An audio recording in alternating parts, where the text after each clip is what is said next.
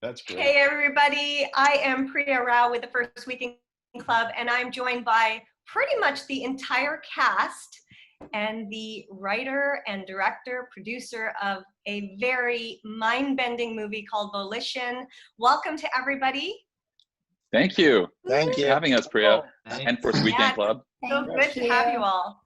I want to give a huge shout out to some of our great sponsors out in BC. Of course, Telefilm Canada, DGC BC, and Creative BC. Without you guys, we could not do the work we do, and we're having so much fun doing some of these live Zoom calls, especially for me, because I wouldn't get to talk to you guys because you're all Vancouver based. So this is a special bonus for me to talk to all y'all on a movie that really messed with my mind. Sorry. Yeah, we're still all recovering. That is so okay. Get it. And I'm going to just let everybody who's watching know that please do add your questions and comments. I'm gonna keep talking with everybody until folks have questions. If I don't get to your question right away, just know that I will do my best to get to everybody's questions, but there's just so much to talk about and I need some answers. And for the first answer, I'm going to young Jaden over here. Actually, no, before that, why don't we have Ryan and Tony, can you introduce everybody who's here?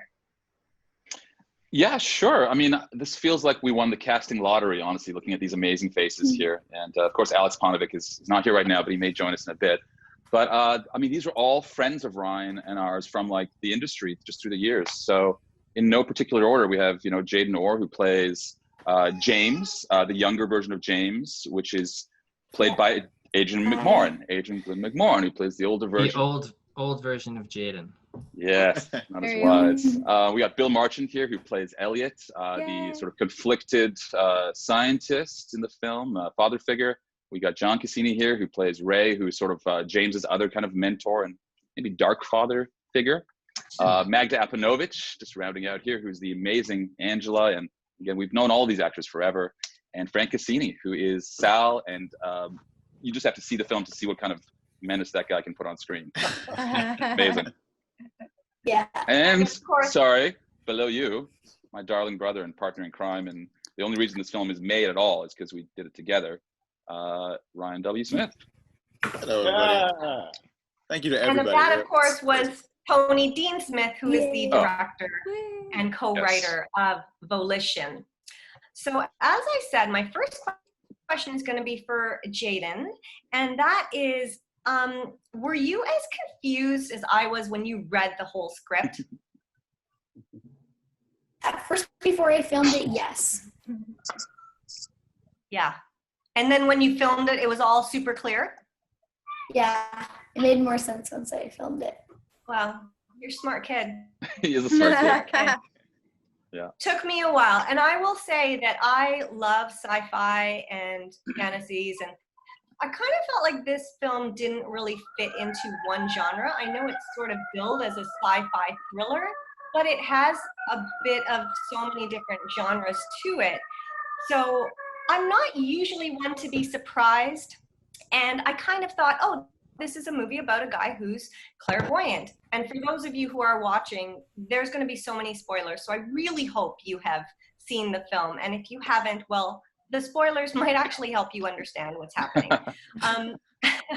But I was very surprised. Kind of halfway through, my mind just went, and from then I had to really pay attention, and I'll admit I had to stop and come back to the last half hour because I had to sort of be like, okay, so there, and then that happened there, and then. So I want to ask Tony and Ryan, how do you write a story about time travel without messing your own minds up? How do you make it make sense if somebody were to go back at the end and actually watch it again? I had a bit of a long run there, Ryan. Do you want to jump into that first? Well, sure. I mean, I'll just, I'll speak a little bit to, I guess, what the movie's about. It's about a young man named James, who's played by Adrian Glynn McMorran. And he's afflicted with clairvoyance. So he has this sort of ability to see snippets of his future ahead of time before they happen. And everything he sees always comes true. His story starts with, as a child, he had this nightmare where, as a young boy, played by Jaden. Mm-hmm. Right there, Jaden. He had this nightmare of his mother in a tragic car accident that actually led to her death, and that nightmare came true 2 months later. And so Jaden's character, young James, grows up with this belief that everything that he sees in his mind will always come true, and it's led him to live this very apathetic life. And he grows up sort of through the foster care system, struggling with that sense of the world. And Tona, if you want to talk about where it goes from there. Yeah, sure. So that's sort of like the backstory that we do kind of visit in the film as well through exposition and sort of flashback. But basically our story starts when we meet Adrian Glynn McMorran as James, and he's now like in his late 20s, and he's kind of just gotten by using his ability, which is not a superhero gift, it's this real affliction, quite a sadness that he is apathetic to trying anything that would change his life because he knows nothing will change. What he sees always comes true. So our story starts off with, for the first time ever, James meets this woman, Angela, and for the first time ever, he actually sees something with her and with him, and it confuses him, and he's sort of stunned by it. But at the same time, he gets involved with some of his shadier sort of friends, and these are all normal people who are trying to get by in life and make their lives better. So that's John Cassini playing Ray, and Sal playing Frank, and Alex Apanowicz playing Terry. And he gets involved with sort of this diamond deal that he knows morally he really shouldn't. He's trying to get out of the shady world, but he says yes because he's desperate. And sure enough, before long, and you set up again, everything he sees in his visions always comes true. Before long, he has a vision of his own imminent murder. And it's going to be, he thinks maybe someone in his inner circle or related to the heist or something. And so James and Angela go on the run, and they try to sort of outrun a predetermined universe and his sure death. And so the twist then comes in where and I don't want to get into spoilers myself, but you can. But basically, James finds out really what's behind his clairvoyance. It's hinted at throughout. So in a way, it's a blending of genres, but it's actually, once you see what it is at its whole, it is only one thing. But you have to kind of go through the process to get there. So that's the movie. And Ryan, if you have more thoughts on the twist, or Priya, if you have more questions. I have lots more questions. Yeah. Continue, Ryan, if you want to expand on that. No, I mean, I think you nailed it there. Just to say that it becomes this tightly wound puzzle that slowly starts to unfold. And yeah, it is the sort of film that it may make you want to go back and say, wait a second, what was that? And you find these little Easter eggs that are laid throughout stuff. For sure. Yeah, I would like to go back and watch it again and be like, how did I miss that? Damn it, I thought I was better than that. I know ideally I would like to not give spoilers, but I don't see how I can continue a lot of the conversation without. So I'll do my best to keep them to a minimum. Okay. I do want to just mention that Michelle Siegs left a comment saying, hey team, watching from Tofino, miss you all. Working on Volition was one of the most intense but gratifying experiences ever. Night shoots, woot. Yeah, she was such an integral part of the team, Michelle. So thanks, Michelle. Hi, Mish. My next question, I'm just going to run over to Adrian. And clearly the making of this film made you go crazy because you look a little bit, you lost your way there. What's happening there? I don't know what you mean. Was it hard for you when you were filming to keep track of where you were in time? Well, yes. Where James was in time? It definitely was. It made zero sense. I mean, we saw drafts of the script over the years, and Tony and I would meet for coffee, and I would read the new draft and secretly be thinking like, I don't know what's going on, but I just want to be in the movie. So yeah, it took a while. I had to create a whole chart to as like a cheat sheet to get myself through the shoot. And I also had to ask Tony all the time, wait, so what? Who am I? What's happening again? But Tony always knew. To his credit, he always knew. Well, someone has to. Ryan and I knew. Yeah, we had to. Yeah, you had to. Otherwise, everybody would just go crazy making this film if it was just but what could be happening now? I think you'd all maybe be in an institution by now. honestly, we're still recovering. And I remember some of the shoots, you know, we would shoot a scene, and if you've seen the movie, you know, a scene is not just a scene. There's like layers. So Yeah. I had to like globally block the scene. Like, we're going to shoot this now. This is just this layer. I'm not going to tell you, but then we're going to shoot this layer and then this layer. And like, we'd be shooting angles.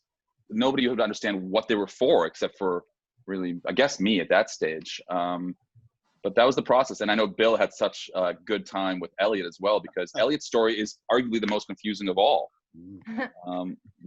Yeah. You know, what that character has to track and what he has to reveal and when, and, you know, conflicted character, which is amazing. Yeah. What was that process like for you, Bill? Because you had to, as Tony's saying, it was very confusing for, I mean, you were all over the place in time too. Was it hard to build a character because you're building a character kind of for different moments? Yes, without getting into without getting into spoilers, what I did was I literally chopped my script into bits and repasted it all together so that where I was at any given time was in an order that made sense to me, the actor, so that I wasn't as, if I tried to follow James's story, I got lost, but I could follow Elliot's story, and that was my key into it.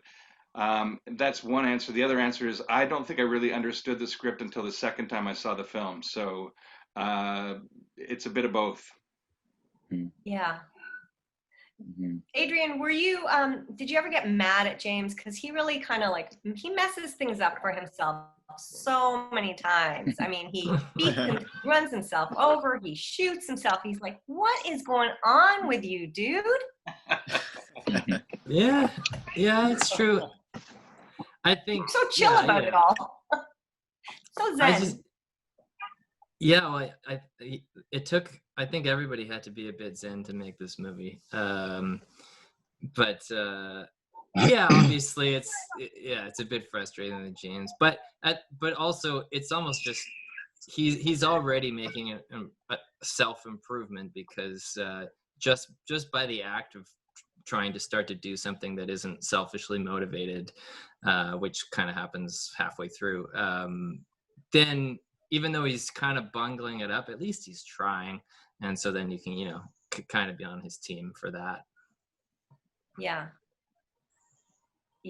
I mean, I think you do empathize with James, and more so probably as the film goes on, because you're just like, oh, wow, this would mess anybody up. Like, so that by the end, you realize why he is the way he is at the beginning, and you have more empathy. Like, your empathy and your compassion for this guy just grows, right? Through the film. Whereas at the beginning, you're kind of like, this dude. And you know, that was, speaking for Adrian, that was like by design, and we talked about that both scripting it, Ryan and I, and then with Adrian, that, you know, at first he's this guarded, cocky character, this sort of like anti-hero, but in truth, that's just a cover. He's so wounded by the loss of love, and he's so paralyzed by fear, that it takes this journey. It takes him sort of seeing his existential, well, his actual death, but like the death of any part of us is the only thing that forces us to change. And so James, you know, I think does become more empathetic because he goes on a selfless arc with Angela and all that leads to. Yeah. How did you guys film it? Did you film it in order, like in chronological order, or did you film the film as it reads in the script? Like, how did you tackle that? Because I'm sure that would affect to all the actors knowing where they were and just trying to figure things out. Rye, do you want to? I mean, no, we had to. Of course, you have to go non-chronological. But do you want to jump in, Rye? Sure. Yeah.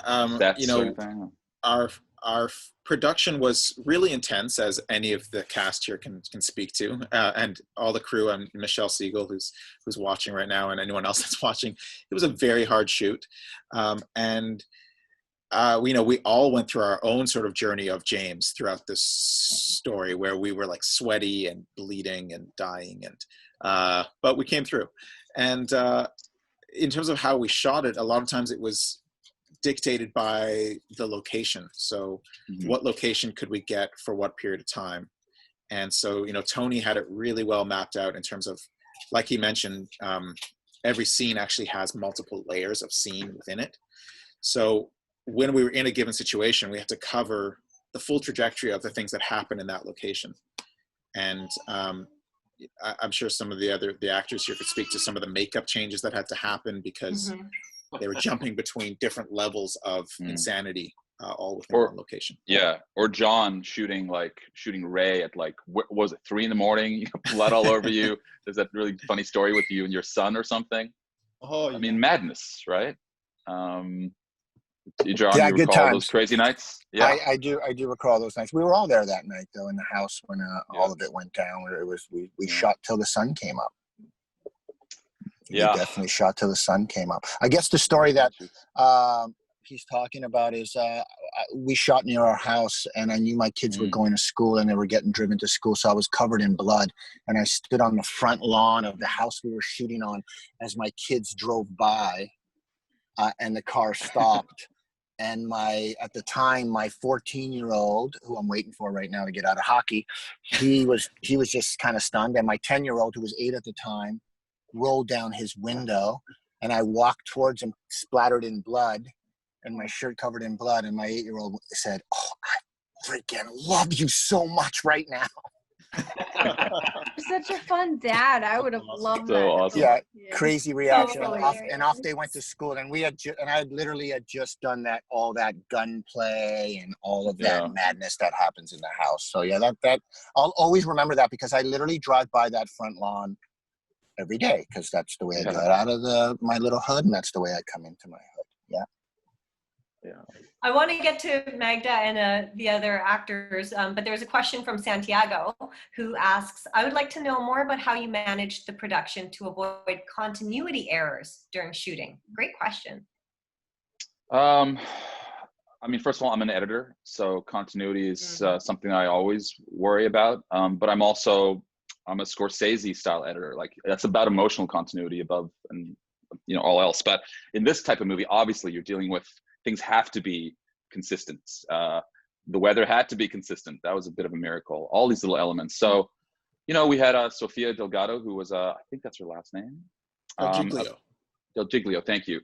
Amazing script supervisor who helped a lot, and we were all just responsible in a way for our own journey, and we just sort of all eyes on the prize. It was just one of those operations. Real guerrilla filmmaking sort of fused with all the experience that we all had. So, I don't know. I can't answer the question except that hopefully it's consistent, and I think it is. I hope that answers your question, Santiago. If you have any follow-ups, just let us know. I love to answer your questions. I wanted to ask Magda, there's such a meet cute in the film, but then it really goes kind of downhill. Like, you picked the wrong guy. Or did I pick the right guy? Mm-hmm. Oh, you know what? That is a very good point. You picked the wrong guy. That guy was the wrong guy, but the end guy was the right guy. So it was both. It's so confusing. I see where you're going. Yeah. Was there a question in that? I don't even know. Maybe if I go back in time to when I originally asked it, I can figure it out. But I wanted to just ask you what it was like being the only girl on set, and really the light of the movie. I mean, you are the reason, of course, with that teddy bear, I can't even blame him. But you are the reason that he kind of found his way. Oh, I like to take credit for all that. That's great. And being the light of the movie, that sounds great. True. It was really cool to, growing up, I always saw myself as a boy and wanted to hang out with the boys. So for me, it's an honor to be hanging out with all the boys and be able to play to their level. And I feel very honored that I got to work with such amazing actors. Like, everyone has their bomb qualities. And then so I love meet cues. I grew up on John Hughes movies, and so I always picture my life to be that, or I like it to be that. It's not, but so when Angela meets James, like I feel like it's kind of that traditional meet cute, but then with violence, and I don't even know what I'm trying to explain, but I think two broken souls most of the time can damage each other and implode on itself. That's usually what happens, but there are the rare times that two broken souls find each other and can actually heal and grow together and become something good and find themselves. And in this circumstance, I think that's what happened, is that they were able to actually find themselves within each other. Yeah. And Well is that said. You're hired. Exactly. Is that what attracted you to the role? Yeah, just that meeting where I get to meet James. No, I met Tony when I was 18. Bill was like headmaster of film school I was at. I don't know what the position was called, but I call you headmaster. Like in Harry Potter. Hogwarts? You were like Dumbledore to me when I was like Hogwarts. 17. Yeah, Hogwarts.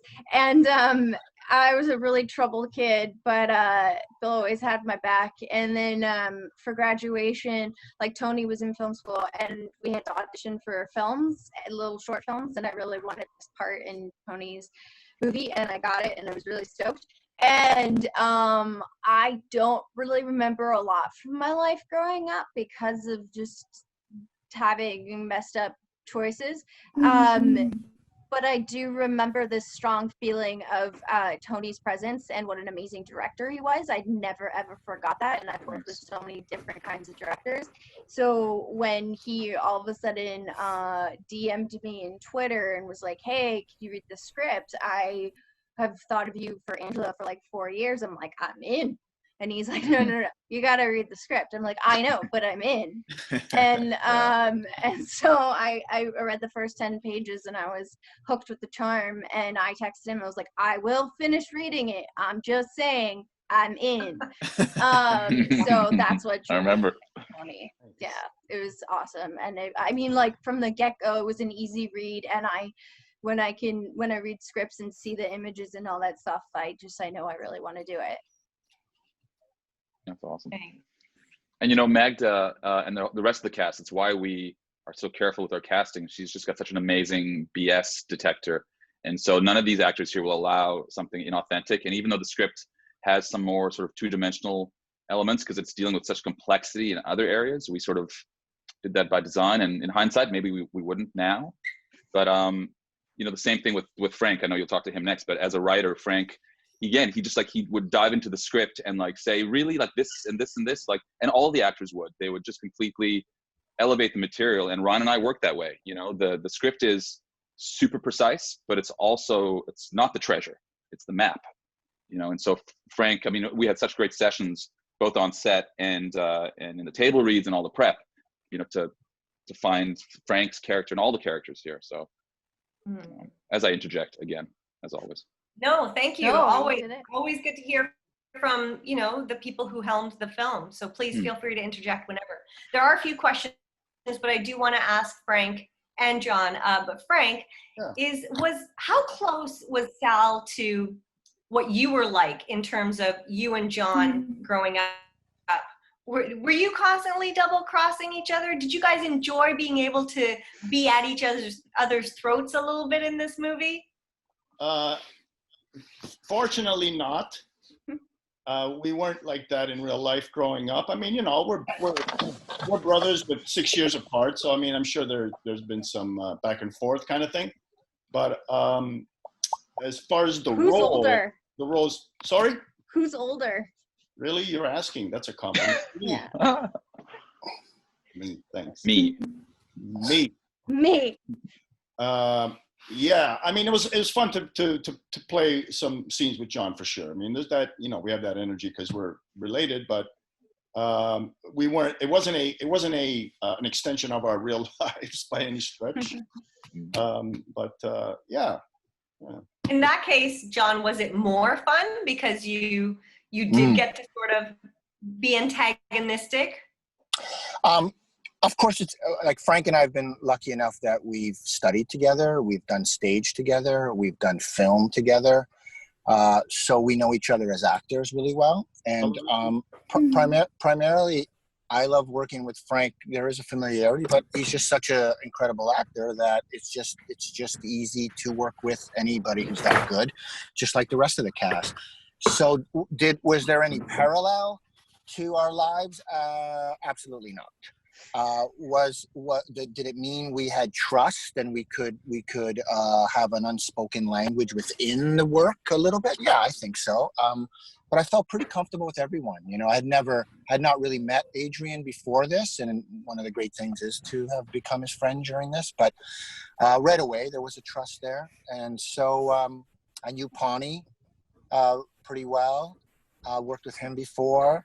So yeah, you know, it certainly doesn't hurt to trust each other and have a familiarity, but I wouldn't say I was drawing from anything in our personal childhood or anything between us. No, he has never betrayed me. He has always been a very incredible big brother. So Awesome. Thank you.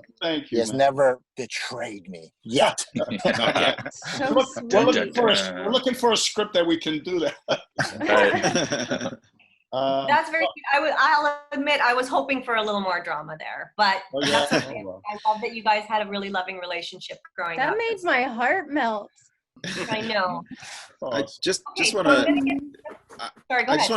underscore how great it was, like Tony was saying, having each of these actors come in with all their thoughts on the script, because it was Frank for sure, but John, I mean, Adrian, Magda, everybody, Bill, like even Jaden maybe had a few thoughts of how to make it less stock, and they brought so much humanity to the character. So those table reads where we got together and we were able to put some input in, and you guys would go away and come back and have some rewrites that showed or, you know, represented what we were talking about. It means a lot because you start to really get invested into the movie more than just an actor, right? You get invested outside of your role. You get invested in the whole story. So I personally really appreciated that collaboration from you guys and everybody.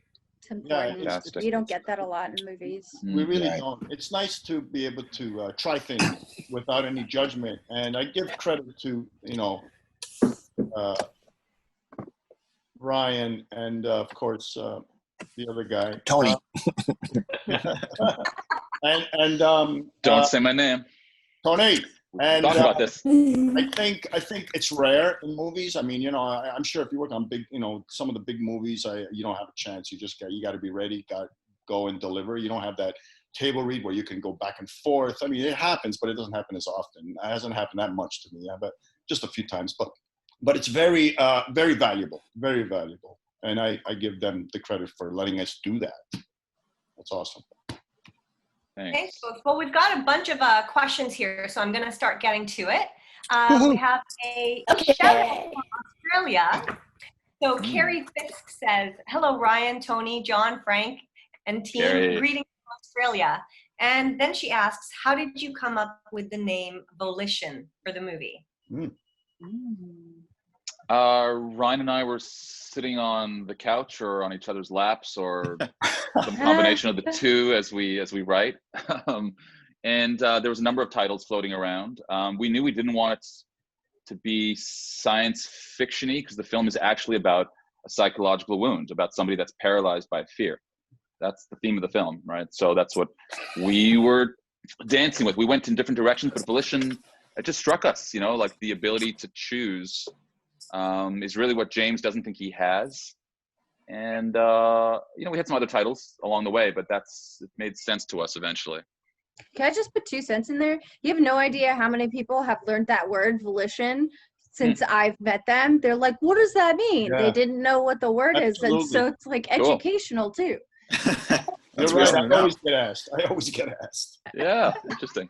But I see everywhere now. Like I'll watch true crime, and they're like, she died, but it was not by her own volition. Yeah. The definition, like the dictionary definition today, because I was interested in it, and said the faculty or power of using one's will. And now I will use my volition for the rest of my life. Okay. Yeah. Another question from Vladimira. This one's for you, Jaden. She says, first of all, you were really good. Is this what you want to do when you grow up? And was this movie scary for you? The movie was scary a bit at first, but it was still a really good movie. Yeah, and is this what you want to do? You want to just be an actor for your whole life? Yeah, I really want to. It's so fun meeting new people and becoming new characters. Well, you really were great in this. And I thought, like, especially, you know, when we're talking about psychological damage, every time they flashed to Jaden, he just had such you just had such a beautiful innocence and serenity to you. And, you know, you really I think you made us even love James more because of what we saw, how he started out. So that was kind of all because of you, Jaden. So great job. Great job. Thank you. Jeremy Bridges says, what was the biggest challenge writing the screenplay, and how often would it change from its original conception? Rye, you want to take a run? Sure. Yeah, I mean, we can both jump in here, I guess, but it was super challenging. It was probably the hardest thing that Tony and I have ever written. We've written a number of scripts, and definitely the hardest thing we've ever written. Yes, and I mean, in some ways, yeah. Yeah. How long did it take you guys to write it? Well, do you want to talk about the germ of it, Tone? Yeah, I mean, what became Volition was probably like a 2 to 4 year period, but really the germ of it was back when I was in film school, like 1,000 years ago, and Ryan and I had always been into sort of the esoteric side of life and like, who are we? Why are we? Where are we? And some of the deeper themes of life just always moved us. So in film school, they say, write what you know. So I was already heading in that area. But as a teenager, I was always late. So again, write what you know. I wrote this short script called Delay, which was about a scientist who is late all the time, absent-minded professor type of guy. And he invents a drug that makes him early. But he finds out, no, he's perceptually early. He's still exactly where he was. But so it sort of was the introduction of the fixed perceptual loop as far as an idea. He wasn't a psychic who could see everybody's lives, just like James. James only sees his own trajectory. But it was a very surface script, and I didn't have any of the themes of Volition or any of the characters. So I put it away, and I worked on what became Reflection, which was my short film that sort of did well for me at the time. And then years later, I was feeling a little stuck in my own life and my career, and I realized that my very fears about never making it were actually the missing element of that old script that I had. If I could like tell that story through a character who was actually vulnerable and scared and had to push through something, that excited me. And so I wrote a pretty quick draft. Ryan had been involved the whole time. We always talk about, pretty much everything, even though we don't always write, of course, on everything. But he loved the idea and he loved the concept more than anything. And Rye, I don't know if you want to jump in as far as, he'd always been pitching me on this way to turn the structure in on itself. So, yeah, I mean, so it has, spoilers have sort of been stated here, but yeah, the script starts to play with time in a unique way because of James's perception, and he's in this fixed loop of perception. And so we started to play with, could we shape the structure around that idea? And that's where we took Tony's script and kind of really messed with it, and maybe messed with it too much. I don't know, but it became this intricate puzzle, and it was a lot of back and forth.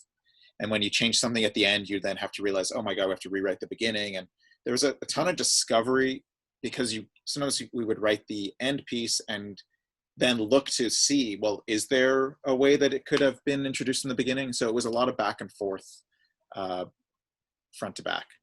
Yeah. And how did you tackle the co-writing? I mean, it sounds like, Tony, you wrote the draft first, and then Ryan sort of got involved in the writing process, or how do you tackle a co-writing of this kind of a movie, especially? I mean, the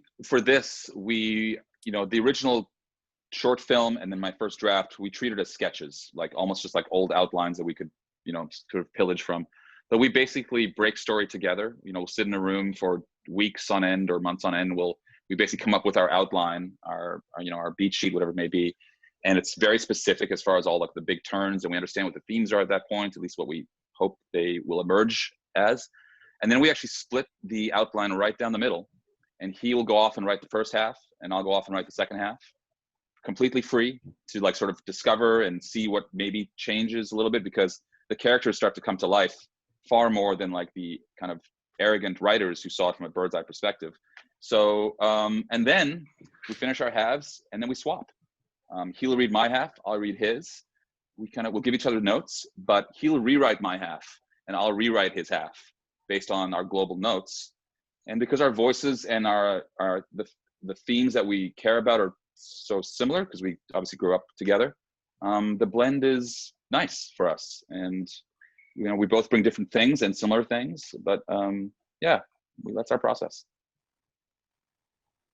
Another question for Jaden. Kirsten Clarkson asks, what was it like to work with such accomplished actors? Also, I'm very proud of you.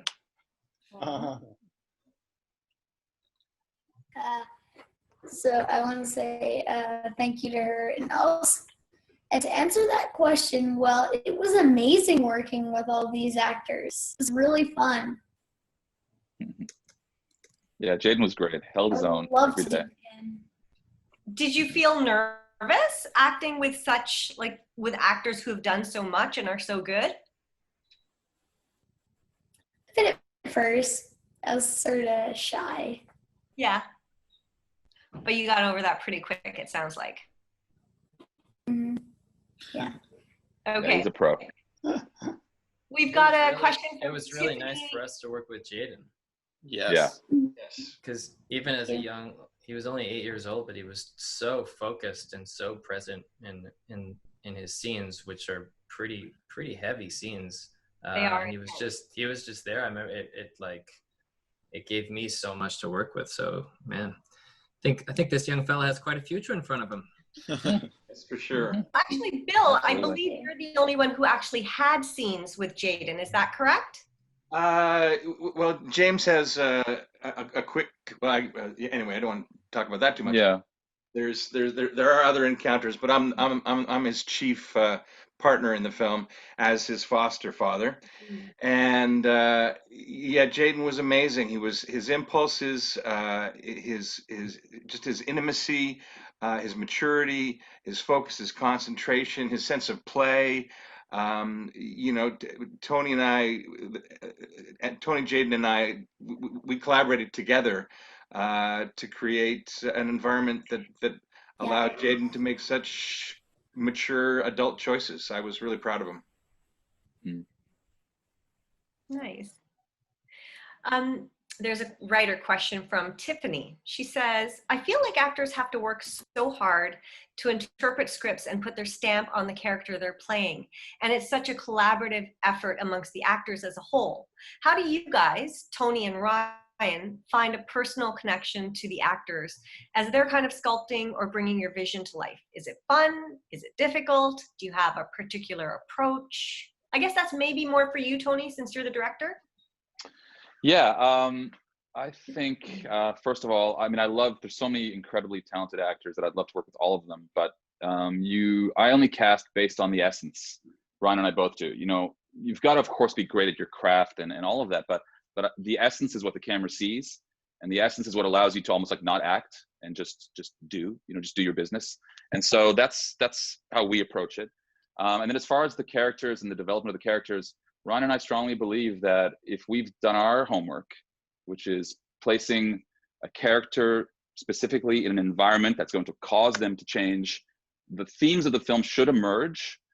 And then it's about the actors taking those characters that we've sketched and, imbuing those characters with themselves, with that essence that I speak of.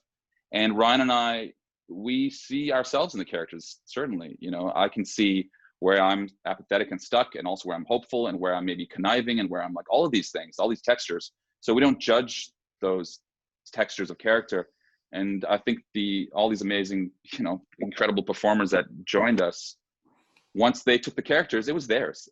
They just elevated everything. I can't even tell you how much those table reads helped, because they're BS detectors. They're authentic human beings, and that's what we wanted first and foremost. So which one of you relate to Angela? Ryan or Tony? Both of us. Both. I think. A piece of me. Yeah, of course. Yeah. You're the character I've always wanted to be. Someone that is take it by the horns and go for it and don't worry about the past. And Angela, she make your own strives, world. right? Yeah. No, I was just curious. It was just, yeah. I was kind of making a joke, but I was actually genuinely curious. No, but I also do want to be pretty and bright, like you. Yeah.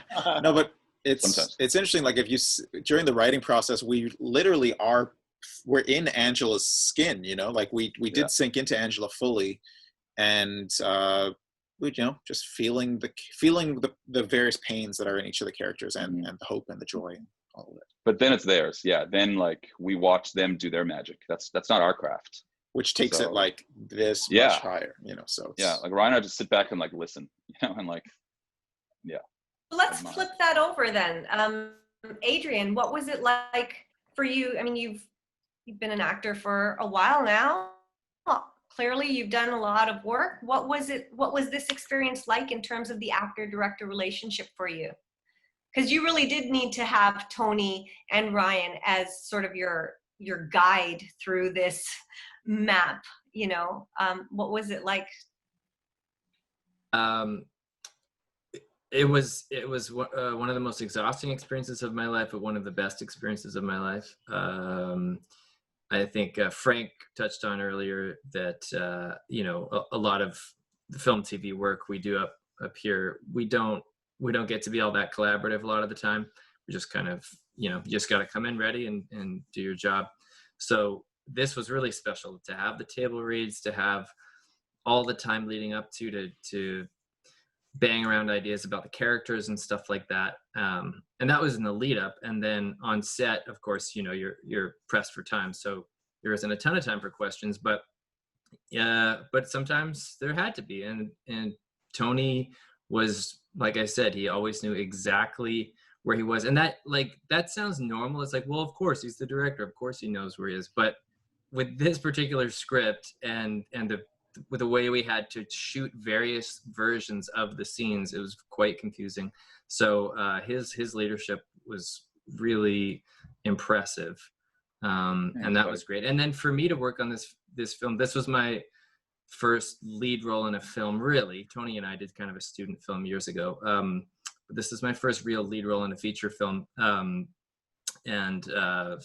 I just felt very, very blessed in that sense. But then to work with this cast, I mean, these are some of the best actors in Canada that you're looking at, and so I was very, very blessed to learn from them. Yeah, it's definitely a great cast you've assembled. I'm sorry I had to pick up my cat, otherwise she was going to start making noise and taking over the entire discussion. That's what they do.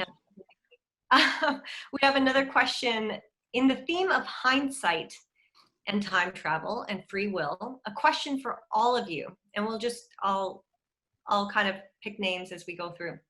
Knowing what you know now, would you go through this filming experience all over again? Frank, let's start with you.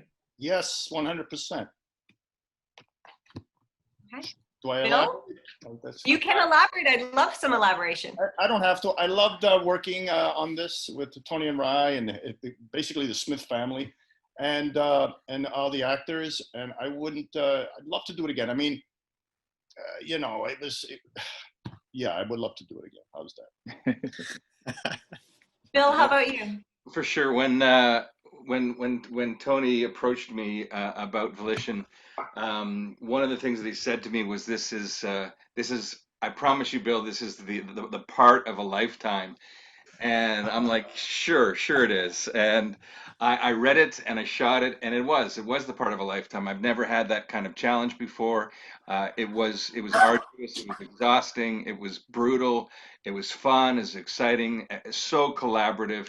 With such a family, such a community. I'm hoping that Tony and Ryan figure out a way to cast me again soon. Mm-hmm. You bet your sweet soul we will. Can't wait. Yeah. Who? Magda, over to you. Huh? Magda? Me? Oh. Yeah, I mean, I no question. I don't think I would change a thing. It was the most incredible experience working with you guys, and I just feel fucking lucky. sorry, I don't know if I'm allowed to swear. I just feel really lucky that I feel lucky that I got to at least have a scene with all of you, except for Jaden. But like that one scene in the house, and it was just so intense, and it was just very palpable to feel that connection to other artists, and so committed to their story and their truth in every moment. And it was just, you don't get to have that every day, and it was a blessing. And of course I would want to work with Tony and Ryan again, no question. I want to work with everybody here, no question. Mm-hmm. John, how about you? I kind of promised myself after this movie that I would never work with Tony and Ryan again. So it's a little bit different. No. Yeah. I enjoyed. Yeah, no, it was a really it was a great experience, all because of what we just talked about, being part of the development of the script, and more importantly, the development of the character that you're playing. You know, the night shoots were tough. It would have been nice to have more. You know, independent film's tough. It's usually you pay the price on the lack of shooting days, so we had to cram in a lot. But I also thought those night shoots created a particular surreal energy that you know, we used, I thought, all of us quite well, that did maybe translate on film. And it's maybe why it could be a part of why people also like the film, is that is in the air. So yeah, you know, I've worked with Tony before. We worked together on a TV series called Robson Arms, so this is the second time that we've worked together, and I look forward to the possibility of working together again. Absolutely. Amen. Mm-hmm. Jaden, what about you? After you saw this movie and after you went through all the filming, would you do it all over again? Yeah, because it was really fun. It was definitely really, really fun. Yeah. Awesome. Adrian? Yeah, same, absolutely. Like I said, it was so exhausting, but in the best way. You know, I think that's how great things get made, through trial and tribulation. And so and I just learned so much doing this film. So 100%. There's we're going to wrap it up very soon, but we have another question that's probably going to go through everybody, and that is, what was everyone's favorite scene to make? That's a question from Blue. So Adrian, while we're talking to you, why don't we let's start with you. Oh, gotta start with me on this one, hey? Oh, it's a tough one, right? For you, yeah, you have so many. Do you want me to come back to you? No, that's okay. I remember really loving. I can think of two in the early days. It must have been maybe day 1 or day 2 that we were shooting way out in Pitt Meadows. It was this almost this time of year. It was really, really hot. And a lot of stuff got cut down for this movie because there was a lot of long scenes with great character development, but ultimately the script needed to move, and so a lot of that got cut down a bit just to serve the time. But there's a scene where where the car breaks down, and James and Angela are kind of like leaning on the hood, and he's starting to like tell her about his affliction. And I remember that just feeling really special. Like, it was beautiful out, the weather was amazing, this scene was like really long, and we were exploring it and trying different things, and it was fun to be acting with Magda, because this probably was our first scene together, and it was so great just to feel how present she was, and how anything I tried, she like gave right back to me. So I remember that just feeling like really beautiful. I wasn't covered in blood. It wasn't 4 a.m. So there were a lot of positives to that one. Yeah. The rarity. Yeah. Yeah. Yeah. Magda, let's jump over to you. Yeah. I mean, it's hard because I agree with Adrian. Like, from the get-go, it was so easy to work with him. It was like we did our homework, but at the same time, as actors, listened to each other. And that's like a really important thing that I don't think every actor understands and does. And so it's beyond a treat to be able to work with someone who wants to just like be in that moment and let whatever kind of exchange change you. And yeah, I think was that the first day when we were in the car? I wasn't sure if that was that day or if it was when we were fighting. Either way, from the moment I met you, I was like, oh, there's no problem. I can make chemistry with this guy. He's so easy to like act with and get along with, which is also a big deal when you're working with like co-stars. It's like, hopefully you like hanging out with them because they can be divas. And Adrian was not a diva. Oh, wow. I feel like you've said different before, but okay, we'll take that. No, if I say you're a diva, I'm just kidding. You're very much not a diva. I did appreciate sometimes you would feel very not sure of what you did, and it was I felt very honored that you would ask me how it was, because I felt like you did trust my opinion, and I thought you did such a beautiful job, and so it was an honor that you asked me like for reassurance. So he's neurotic like the rest of us, basically. Exactly. Yeah. John, what was your favorite scene? I think, besides the fun of doing such a muscular scene like the scene in the house when all the shit goes down, I really enjoyed, I believe it was the first day of work for me, was the scene in the office that was, I don't know, 15, 20 pages long. Or so.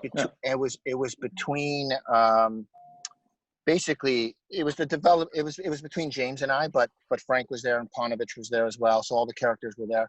And as much as we, developed the characters and talked about them on the page and did our own homework, it wasn't until that scene that we really got to be able to exchange molecules together and start to develop a relationship. And I really enjoyed that night because it was very intimate. When we walked into the office and then we're sitting opposite one another and basically the scene plays out there.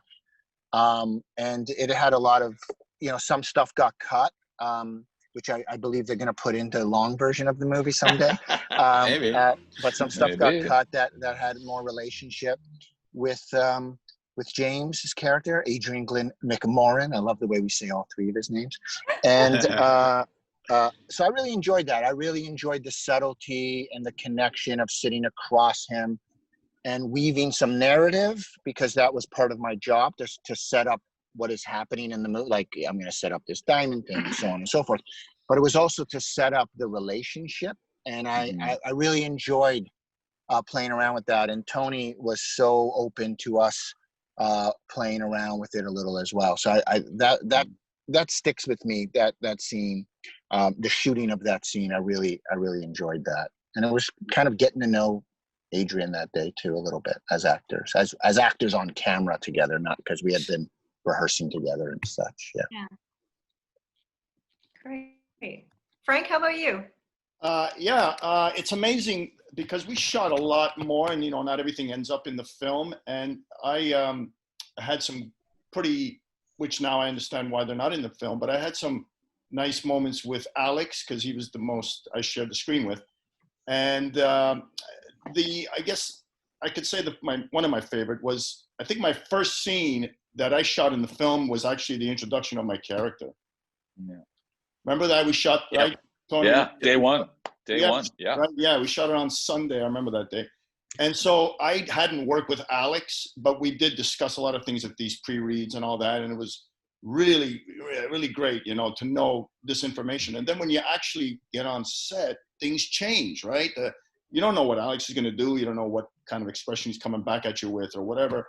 Tony was also giving me a little bit of direction. But I think the scene coming out of the car, and then after having that scene with Alex at the trunk of the car when we're about to, when I'm trying to talk him into not killing anyone, that was fun. That was a lot of fun. It's funny because we did great night shoots, but so far most of us are talking about the daytime shoots. So we're okay, which is great. So that was fun. That was a lot of fun. I think Alex looked at me one time like, "Oh shit, here we go." I remember that face on him. Yeah. Jaden, what about you? What was your favorite scene to shoot? My favorite scene was when I went to get Elliot and discovered something in the night. Oh. You're so smart, Jade. Look at you not spoiling the movie. Safe. Nice. Be You're pretty awesome, Jade. spoiler free, I would say. And Yeah. Bill, how about you? Smart. I got 3, but I'll be quick. Everybody's alluded to it already, but the big company scene that happened at the house with almost the whole cast there, that was one of the most memorable nights of my career. Just the vibe, the energy, the fatigue. It was a crazy, insane, beautiful, wonderful night. That was amazing. The scene between myself and Jaden where he's coloring and he's going through some trauma. Tony let us improv and play in that scene. And we really found a really deep connection, and Jaden and I really just hooked in there beautifully. And then for me, it's hard to separate the scenes, but I think my relationship and connection with Elder James, with Adrian. Adrian is such an available, generous, transparent, playful creature. And we didn't know each other from Adam going into this film, but he invited me in as an artist and a performer. And I think we found a father and son relationship there that's torturous and very tragic, but also very beautiful and loving and ultimately redemptive too. So it was those scenes with James that really made the experience for me. Yeah. Oh, thanks, Bill. Cool. Well, I thank think you one all. of my favorite lines of the whole movie is when John comes in and he's like, God, I forget how mediocre this place is. Yeah. Like And I only did it like 17 times too. Yeah. That's right. Again? We're going again? Great What moments angle? of humor in this film for sure. Yeah. So I want to thank you all for joining us. Thank you to everyone who had questions. Thank Please you. do know that if we didn't get to your questions, the cast and Tony and Ryan have agreed to come back onto the Facebook chat and answer any that we didn't get to. So please feel free to pop in more questions and comments there. Again, I want to thank Telefilm Canada, DGC BC, and Creative BC. And thanks to you guys, Tony and Ryan, for a film that really was thought-provoking, a bit of a mind frack. I'm going to use the Battlestar. Yes. And imminently enjoyable to watch. Well, thanks It's been for a pleasure. having us. Thanks, Priya. Thank you, and we First can't wait to Weekend make- Club, for all you do. Yes. Yeah. Yeah, More thank you, Canadian thank you. film. More Thank Canadian you film. so Thanks, much. First Weekend Club. Voices. Thank Thank you, guys. you. Thank you, Priya.